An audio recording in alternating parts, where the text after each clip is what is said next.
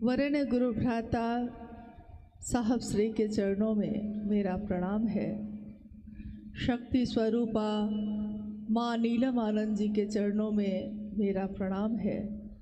और देवभूमि हिमाचल प्रदेश के इस बद्धी नामक स्थान में उपस्थित आप सभी गुरु भाई गुरु बहन के चरणों में मेरा प्रणाम है।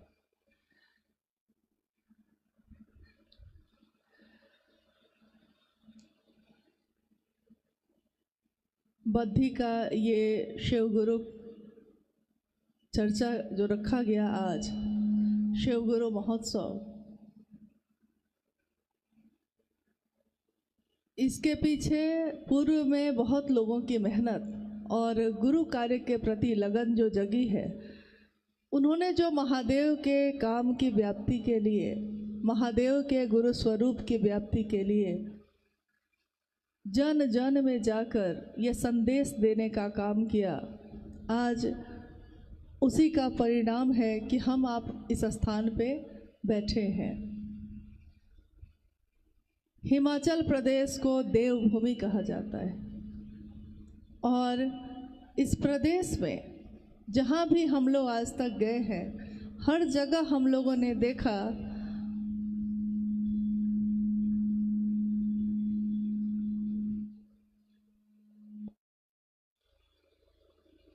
शिव की पूजा, नाग की पूजा, शक्ति की पूजा, यानी ये पूरा प्रदेश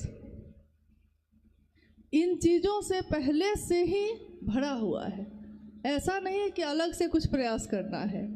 जैसे ही हम लोग उनसे बात करते हैं, वो तुरंत ही महादेव को गुरु बनाने के लिए तैयार हो जाते हैं। तो अगर हम आप ये कहें कि हम महादेव के गुरु स्वरूप के प्रचार या प्रसार के लिए चल रहे हैं हम सब, तो एक पंक्ति याद आती है कवि पुष्यदंत की। साहब के मुख से ही पहली बार सुनी थी। उन्होंने कहा कि क्या खूब लिखा है उस कवि ने। उसने लिखा है कि पूरा समुद्र है, उसका जल, उसकी स्याही बनाई दी जाए। हिमालय जो पर्वत है, उसकी टिकिया घोल दी जाए उसमें। समुद्र के जल में इतना जल हो और हिमालय जैसा पर्वत टिकिया हो, उसको उस जल में घोल दिया जाए। स्वर्ग का जो वृक्ष है पारिजात, उस वृक्ष का टहनी लेखनी बना दी जाए उसकी। ये पूरी पृथ्वी, ये पूरी धरती कागज हो और माँ शारदा ज्ञान की देवी स्वयं बैठे और महेश्वर शिव की महिमा का गान लिखें। अनंत काल तक भी लिखती रहेंगी, तब भी उस महादेव की महिमा का गुणगान नहीं लिखा जा सकता। तो सोचिए हमारी आपकी क्या बिसात है कि हम महादेव के लिए प्रचार प्रसार करेंगे।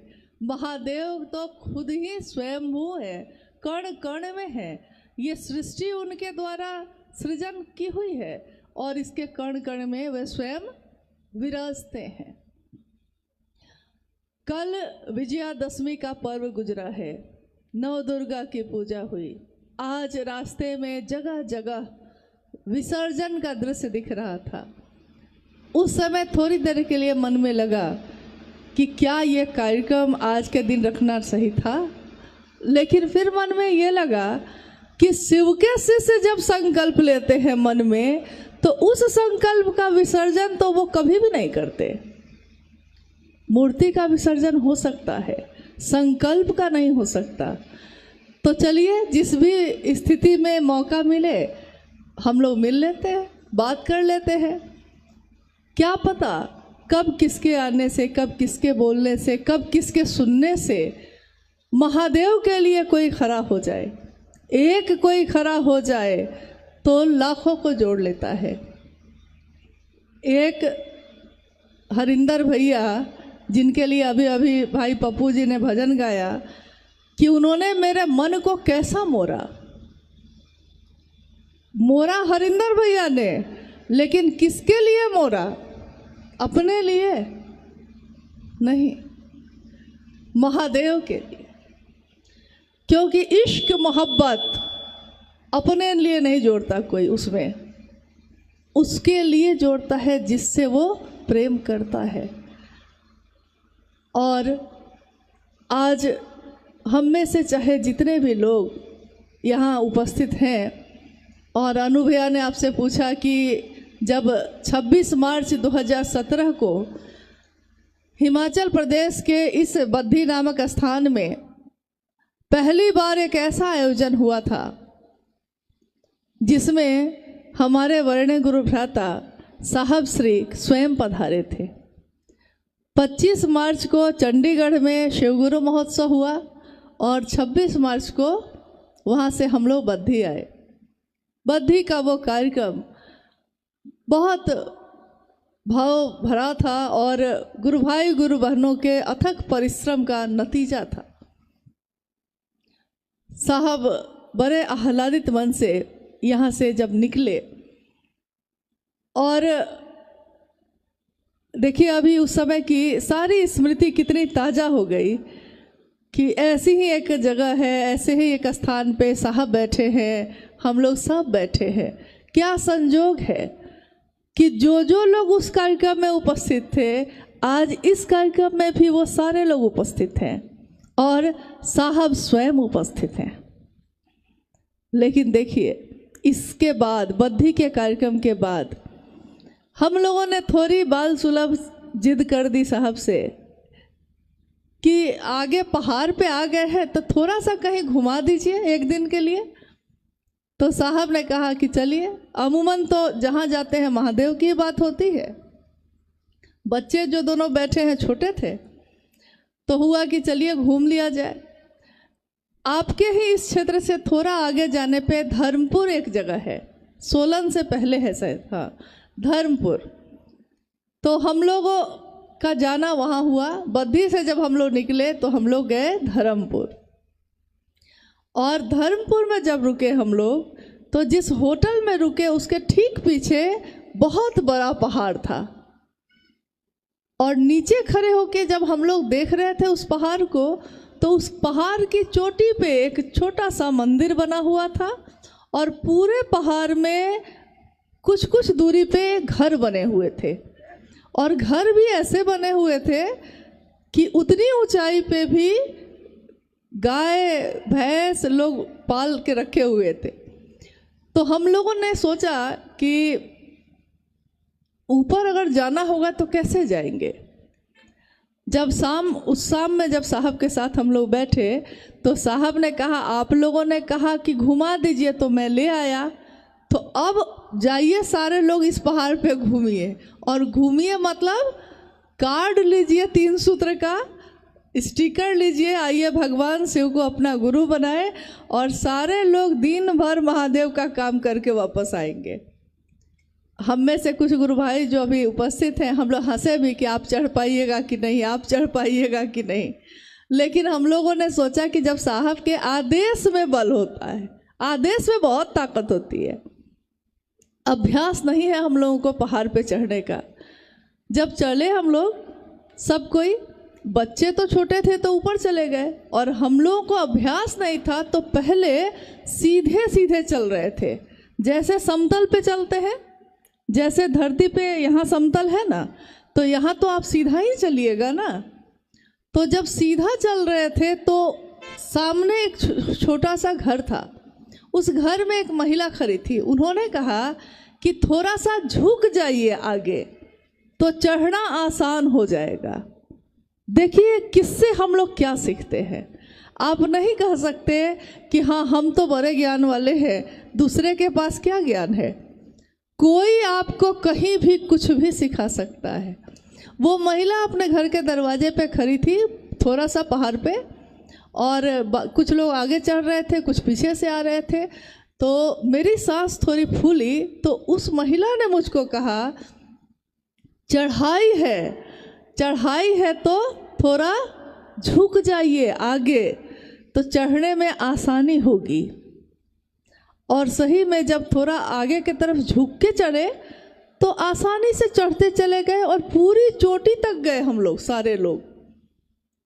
हर घर पे आइए भगवान शिव को अपना गुरु बनाइए, इसका स्टिकर और इस बात का संदेश कि भगवान शिव मेरे गुरु हैं, आपके भी हो सकते हैं, इस बात का संदेश देकर बहुत आह्लादित मन से हम लोग वापस लौटे साहब के पास रिपोर्ट देने के लिए कि जो आदेश आपने दिया था वो काम करके आए हम लोग। और उस दिन मैंने ये सीखा, ये बोधात्मक ज्ञान हुआ।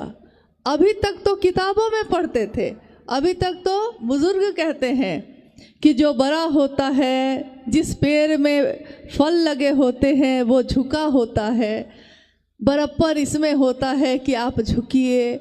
साहब ने कहा कि जो शिव के लिए झुकेगा वो सबके लिए झुकेगा।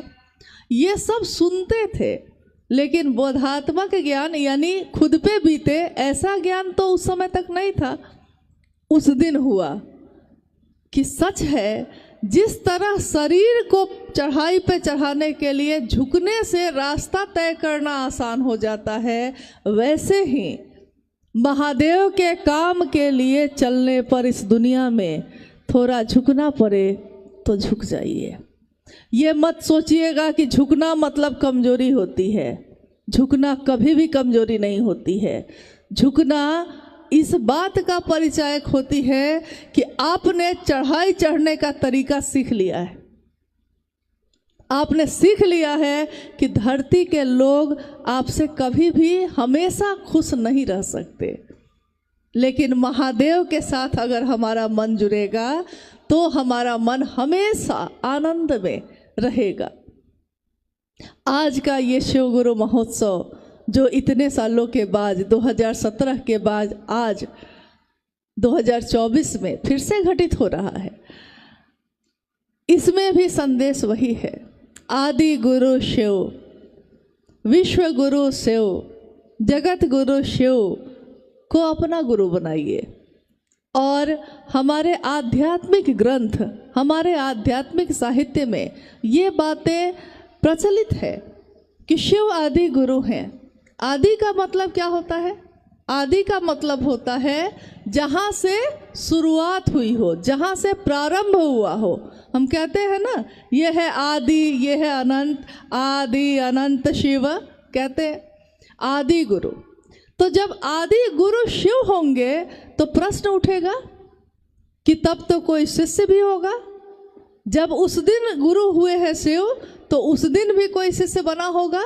हम और आप इस युग में शिष्य बने।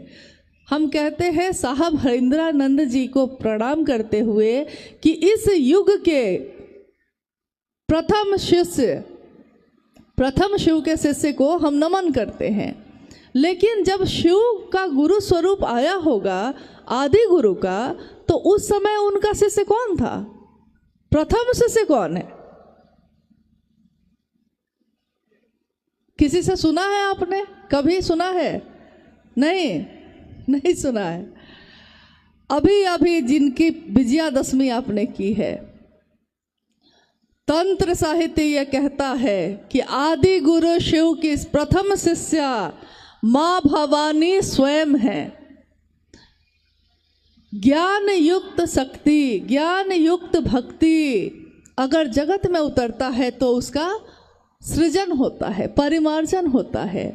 इसीलिए शिव की शक्तियों के सारे स्वरूप ये दिखाते हैं कि जब जब आदमी के मन में अहंकार होता है या महिषासुर जैसी प्रवृत्ति बढ़ती है, महिषासुर मतलब महिष की तरह, भैंसे का सिर जो है, जैसे भैंसे की मोटी बुद्धि जैसा बुद्धि अगर किसी की हो जाए, उसका मर्दन कौन करता है? शिव की शक्तियाँ। लेकिन वो शिव की शक्तियाँ ज्ञान युक्त शक्ति होती है। केवल शक्ति होगी तो विध्वंस करेगी, लेकिन अगर ज्ञान युक्त शक्ति होगी तो सृजन करेगी, और संहार भी इसीलिए करेगी ताकि नव सृजन हो। अगर विसर्जन आज है तो घर घर में उस कलश की स्थापना हुई है, माँ दुर्गा की जय हुई है। यानी शिव जो जगत गुरु हैं, उनका शिष्य होकर, जिस तरह माँ भवानी ने भी शिव का शिष्य होकर ज्ञान लिया, हम और आप भी इंसान हैं और हमको भी अगर ज्ञान लेना होगा तो शिष्य बनना होगा। हम कह सकते हैं कि गुरु भगवान है, तो भगवान गुरु क्यों नहीं, साहब ने कहा, लेकिन वो भगवान जब हैं और उनकी पूजा करके उन पे जल चढ़ा के हमारी मनोकामना पूरी होती है, तो हम क्यों नहीं जल चढ़ा के ही अपनी मनोकामना पूरी कर लें? हम क्यों महादेव को अपना गुरु बनाएं?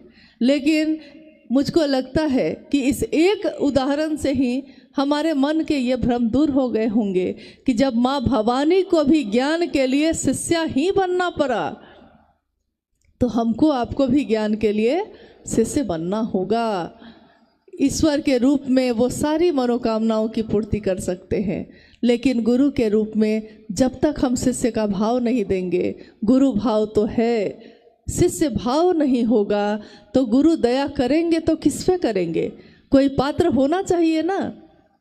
मान लीजिए पानी एक जगह से चल रहा है, नल में पानी है, नल खोल दिया आपने, पानी गिर रहा है, लेकिन उस पानी को संभालने के लिए कोई पात्र होना चाहिए कि नहीं? बाल्टी, कटोरा, ग्लास, मग, कुछ भी तो हम लेकर जाते हैं ना। महादेव से दया मांगते हैं और महादेव दया करे तो किस पे करे?